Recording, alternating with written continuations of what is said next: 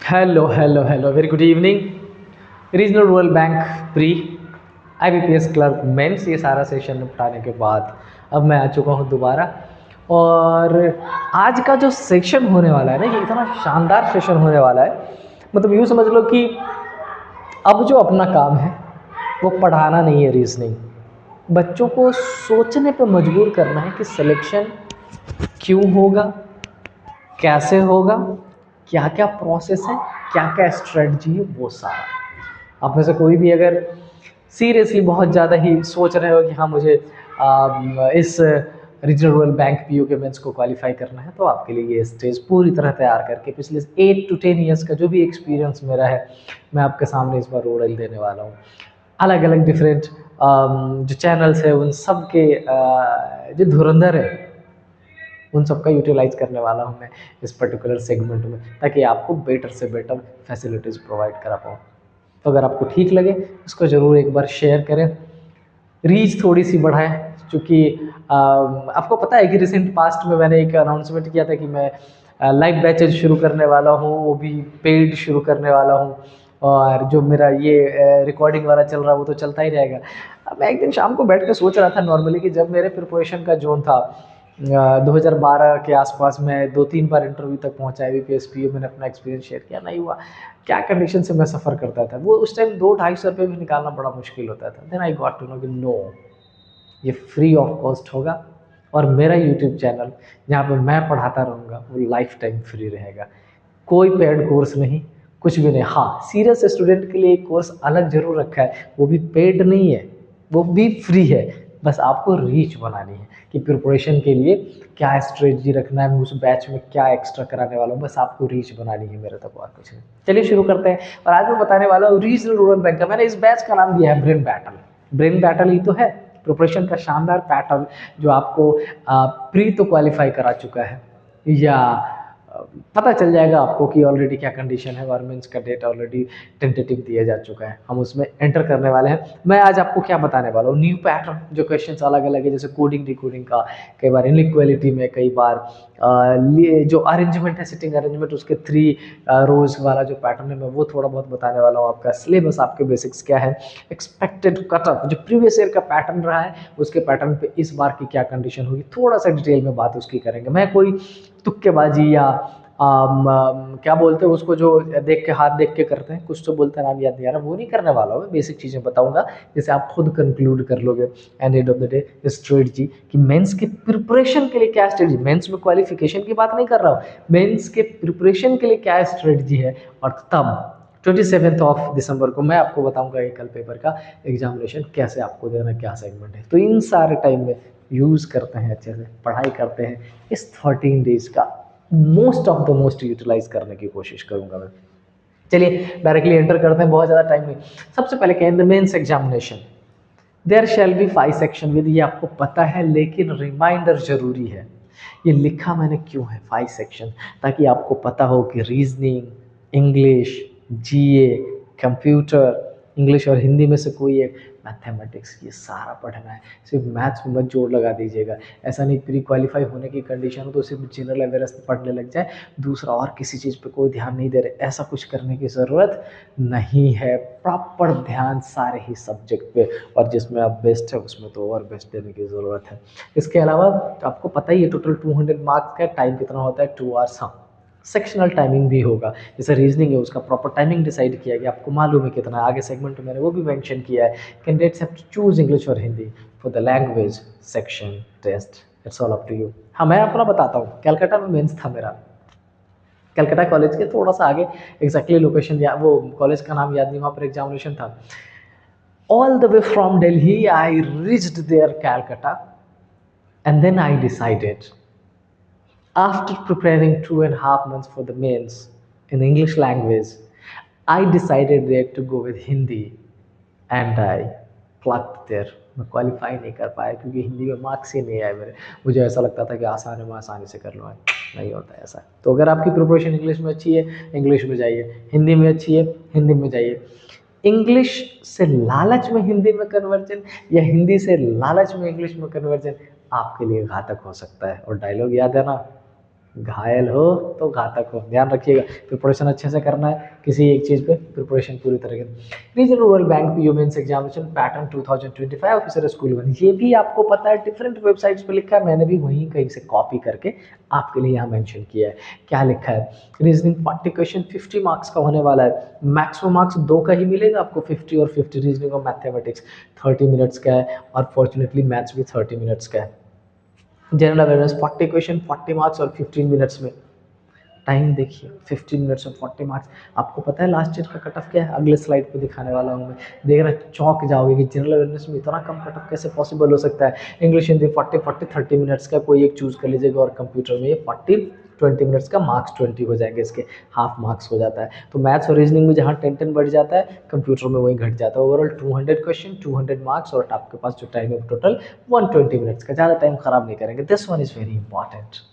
क्या लिखा है ध्यान से देखिए, कट ऑफ 2024 सेक्शन वाइज, और इसी के साथ हम डिटेलिंग बात करेंगे कि क्या इस साल भी कुछ ऐसी ही पॉसिबिलिटीज़ है मेंस में होने का। एक बार ध्यान से देखिए, रीजनिंग में 40 maximum score, SC ST OBC PW की कट ऑफ 3.75, EWS और जनरल का कट ऑफ 6।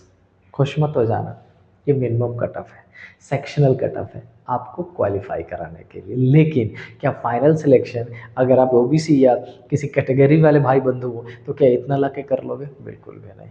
क्या जनरल में इतना ला के कर लोगे? बिल्कुल भी नहीं।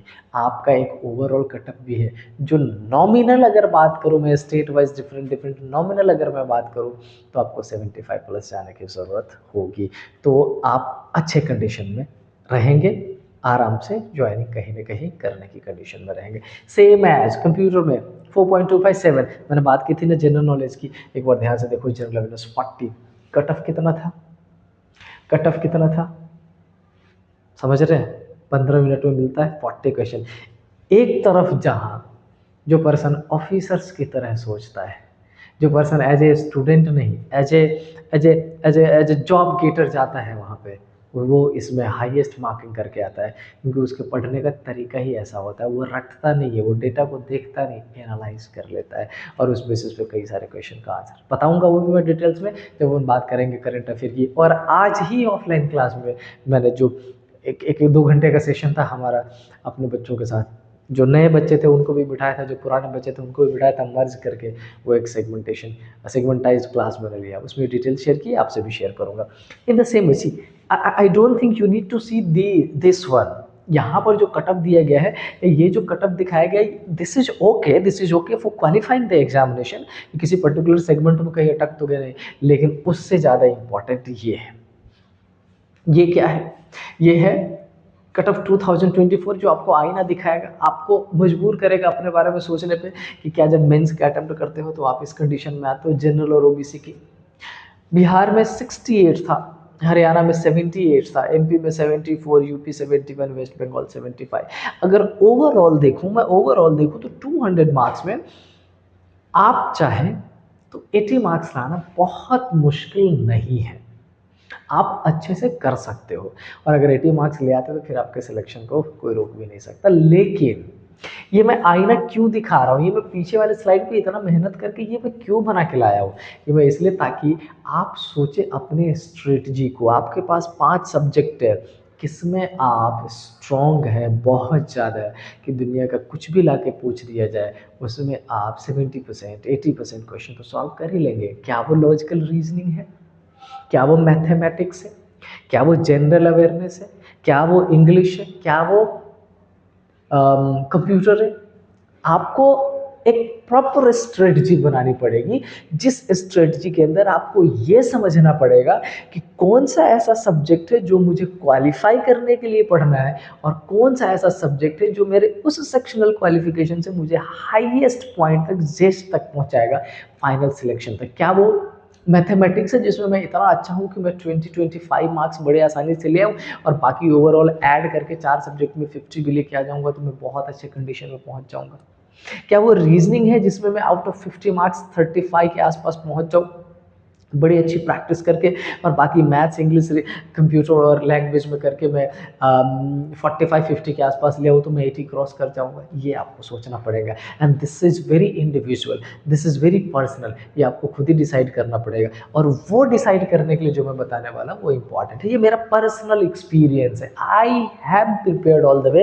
It's been around 10 years. जब मेरे को जॉब करते हो गए उसके पहले का एक्सपीरियंस जब मैं प्रिपरेशन जोन में था 5-6 ईयर्स, मेरा एक बड़ा सिंपल कॉन्सेप्ट था प्री और मेंस के क्वालिफिकेशन के लिए। मैं ऑनलाइन प्रैक्टिस करता था, साथ में ऑफलाइन को कभी नहीं छोड़ता था। ऑनलाइन जहाँ मुझे टाइम मैनेजमेंट सिखाता था, ऑफलाइन वही मुझे आईना दिखाता था कि क्या मैं सारे क्वेश्चन को समझ पा रहा हूँ, सारे क्वेश्चन को सॉल्व कर पा रहा हूँ। बेस किसको बनाए? ऑनलाइन को? बिल्कुल भी नहीं। बेस किसको बनाए? ऑफलाइन को। Offline is something which will give you the boost और इसीलिए मैंने इसको ब्रेन बैटल रखा है। आपको दुनिया के, इंडिया के 1 लाख ब्रेन से एक बार में बैटल करके अपने आप को बेस्ट प्रूफ करना है और उसको बेस्ट प्रूफ करने के लिए आपको अपनी स्ट्रॉन्ग स्ट्रेंथ वीकनेस समझना पड़ेगा। किस सब्जेक्ट में आप मार्किंग कर सकते हैं ज़्यादा से ज़्यादा और किस सब्जेक्ट को क्वालिफाई करने के लिए पढ़ना है, ये बच्चा समझना पड़ेगा। और अगर आप इतना कर लेते हैं तो मेरा ये मेहनत जो मैं आपके लिए कर रहा हूँ, डिसीजन जो लिया, जो आपको बताना चाह रहा था कि लाइफ टाइम फ्री रखूँगा मैं, मुझे फ़र्क नहीं पड़ता कितने बढ़ रहे हैं, क्या हो रहा है, नहीं।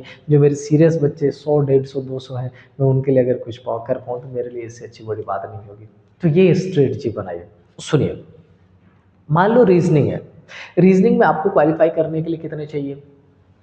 10 मान लेते हैं मैक्सिमम, 15 मान लेते हैं मैक्सिमम। आपका टारगेट क्या होना चाहिए? 35। उसके लिए क्या करो? ऑफलाइन पेपर लगाइए। 14 डेज है, कम से कम 7 फुल ऑफलाइन पेपर लगाइए। उसमें करना क्या है, अपने को पहले पूरे क्वेश्चन अटेम्प्ट करने हैं, देन अपने को उस पूरे क्वेश्चन में से एलिमिनेट करना है कि क्या रीजनिंग का सिटिंग अरेंजमेंट जो वो मुश्किल कर रहा है, क्या पजल मुश्किल कर रहा है, क्या लॉजिकल रीजनिंग में मैं जितने अटेम्प्ट कर रहा हूँ उतनी गलतियाँ हो रही है, क्या कोडेड सिलॉक्स या रिवर्स सिलॉक्स में इशू है, क्या स्टेटमेंट वाला, मल्टीपल स्टेटमेंट वाला इनइक्वालिटी उसमें इशू, क्या कोड एंड ब्लड रिलेशन में इशू है, क्या रिजल्टेंट बेस्ड अल्फ़ाबेटिकल सीरीज में इशू है, किस में इशू है, उसको आइडेंटिफाई करिए। विद इन 2 डेज, आपके पास 30 डेज है, कंक्रीट प्लान बना लीजिए। विद इन 2 डेज आइडेंटिफाई कर लीजिए कि कौन सी आपकी स्ट्रेंथ है, कौन सी वीकनेस है, कौन सा चैप्टर आप कुछ भी कर ले आप आंसर कर ही दोगे, कौन सा चैप्टर ऐसा जिसमें आंसर नहीं कर पाओगे। और अगर ये एनालिसिस आपने 2-3 दिनों में कर लिया, मैं बच्चों आपको रिजल्ट से कोई नहीं रोक सकता। इसीलिए मैंने नाम रखा है ब्रेन बैटल। एक ऐसा बैटल जिसमें सिर्फ आप आओगे जीतने के लिए। किसके साथ? मेरे साथ। मेरे से जो बेस्ट पॉसिबल कोशिश होगी वो करेंगे आपके लिए। आई होप मैंने आपका टाइम ख़राब नहीं किया होगा। कुछ जो बेसिक इन्फॉर्मेशन है वो मैंने साथ साथ में दी है आपको। आपके एग्जामिनेशन, आपका जो प्रीवियस ईयर का कटअप है और इस साल का जो कटअप आने वाला है उसकी भी थोड़ी बहुत झलक मैंने आपको दिखा दी है। बाकी आप एनालिसिस अच्छा करते कर लेंगे, तभी आप मेंस में पहुँच जाएगा। ठीक है, तो इतना ही। नेक्स्ट क्लास में मिलेंगे दोबारा चैप्टर के साथ। कल से ही शुरू कर रहा हूँ, प्रोबेबली मस्त वाली कंडीशन अपन पढ़ेंगे, रोज़ पढ़ेंगे, 28 तक पढ़ेंगे, जब तक सिलेक्शन ना ले लें तब तक पढ़ेंगे। ये बैच ही मेंस का उनके लिए मैंने रखा है जिनको पढ़ना नहीं है, जिनको सिलेक्शन लेना है। तो आइए जुड़िए, शेयर करिए, थोड़ा बहुत सब्सक्रिप्शन इम्पॉर्टेंट होता है बूस्ट अप करने के लिए, और वही इम्पॉर्टेंट है बस। बाकी आपका selection is everything for me. तो मिलते हैं नेक्स्ट क्लास में। सब्जेक्ट 2 तरीके से पढ़ाने वाला हूँ। एक तो मिक्स्ड 30 मिनट्स की क्लास होगी, जो 30 मिनट्स हमें देती है IBPS पढ़ने के लिए, क्वेश्चन सॉल्व करने के लिए। 30 मिनट का मेंस का होगा जो मिक्स्ड होगा, and same 30 minute chapter wise होगा। 2 बैचेज रोज चला रहा हूँ मैं। इसके अलावा इंटरव्यू का एवरीडे 10 मिनट्स का एक सेशन में लेने ही वाला हूँ। कल से वो शुरू हो जाएगा। उस 10 मिनट में मैं आपको क्या कराने वाला हूँ, उस 10 मिनट में मैं आपको डिफरेंट अपना एक्सपीरियंस, जो मेरे बच्चे सिलेक्टेड हैं उनसे रिलेटेड कुछ बातें बताने वाला हूँ। बस यही रहेगा कल से प्रिपरेशन। तो आइए मिलकर करते हैं कुछ अच्छा। Children, stay happy. जय हिंद।